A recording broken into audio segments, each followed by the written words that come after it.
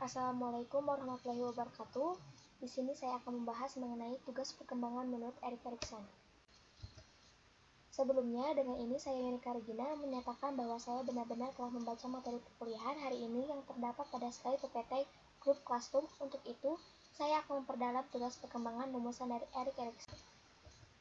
Erik Erikson adalah seorang psikolog Jerman yang terkenal dengan teori tentang 8 tahap perkembangan pada manusia.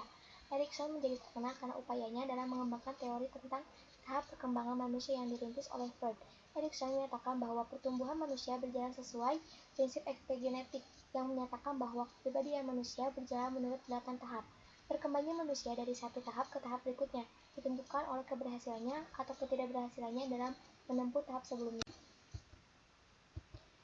Peran keluarga dalam perkembangan psikososial anak. Sejumlah ahli mempercayai bahwa kasih sayang orang tua atau pengasuh selama beberapa tahun pertama kehidupan merupakan kunci utama perkembangan sosial anak. Meningkatkan kemungkinan anak memiliki kompetensi secara sosial dan penyesuaian diri yang baik pada tahun prasekolah dan setelahnya. Salah satu aspek penting dalam hubungan orang tua dan anak adalah pola asuh. Pola asuh bertujuan untuk mempertahankan kehidupan fisik anak dan meningkatkan kesehatannya, memfasilitasi anak untuk mengembangkan kemampuan sejalan dengan tahapan perkembangan dan mendorong peningkatan kemampuan berperilaku sesuai dengan nilai agama dan budaya yang diyakini.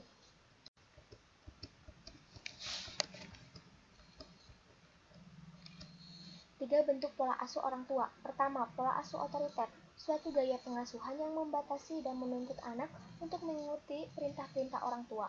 Kedua, pola asuh demokratis, pengasuhan yang memperlihatkan pengawasan ekstra ketat terhadap tingkah laku anak-anak, tetapi mereka juga bersifat responsif. Ketiga, pola asuh permisif, anak dituntut sedikit sekali tanggung jawab, tetapi mempunyai hak yang sama seperti orang dewasa. Peran pertemanan dalam perkembangan psikososial anak. Fase pertama, teman untuk bermain, terjadi pada usia 5-7 tahun. Bagi mereka, teman adalah seseorang yang mempunyai mainan yang menarik dan tempat tinggalnya dekat di sekitar mereka dan mereka mempunyai ketertarikan yang sama. Fase kedua, teman untuk bersama. Fase ini, selain arti teman untuk bermain, pertemanan juga didasari kepercayaan satu sama lain. Jadi pada usia sekitar 8-10 tahun. Dalam usia ini, arti teman sudah melangkah ke perasaan saling percaya, saling membutuhkan, dan saling mengunjungi. Fase ketiga, persahabatan yang penuh dengan saling pengertian, di mana fase ini terjadi pada usia 11-15 tahun. Bagi mereka, arti teman tidak hanya sekedar untuk bermain saja. Di sini, seorang teman harus juga berfungsi sebagai tempat berbagi pikiran, perasaan, dan pengertian. Perkembangan moral anak. Anak memperoleh nilai moral dari lingkungan dan orang tuanya. Konsistensi dalam mendidik anak, kedua orang tua harus memiliki sikap dan perilaku yang sama dalam melarang atau memperbolehkan tingkah laku tertentu pada anak. Sikap orang tua yang cenderung keras melahirkan sikap disiplin pada anak. Adapun sikap acuh tak acuh atau sikap masa bodoh cenderung mengembangkan sikap kurang bertanggung jawab dan kurang mempedulikan norma pada diri anak. Sikap yang sebaiknya dimiliki orang tua yaitu sikap kasih sayang, keterbukaan, musyawarah, dan konsisten. Orang tua yang tidak menghendaki anaknya berbohong atau berperilaku tidak jujur, maka mereka harus menjauhkan dirinya dari perilaku bohong. Konsep baru mengenai ego. Freud memandang ego sebagai eksekutif kepribadian yang memuaskan impuls ide, mengatasi keadaan darurat sosial dan fisik dari dunia luar, serta berusaha memenuhi dengan norma-norma perfeksionistik dari superego. Sebagaimana tampak dalam tahap kehidupan yang dikemukakan Erikson, ia telah memberikan sejumlah kualitas pada ego yang jauh melampaui konsepsi psikoanalitik pendahulu tentang ego.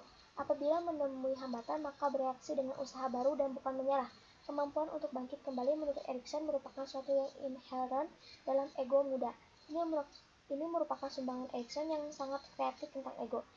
Erikson juga telah berpikir tentang dimensi yang mungkin terdapat pada suatu identitas ego yang baru. Ia berpendapat bahwa suatu identitas harus berpijak pada 3 aspek kenyataan, yaitu faktualitas, kesadaran akan kenyataan, dan aktualitas. Terima kasih. Wassalamualaikum warahmatullahi wabarakatuh.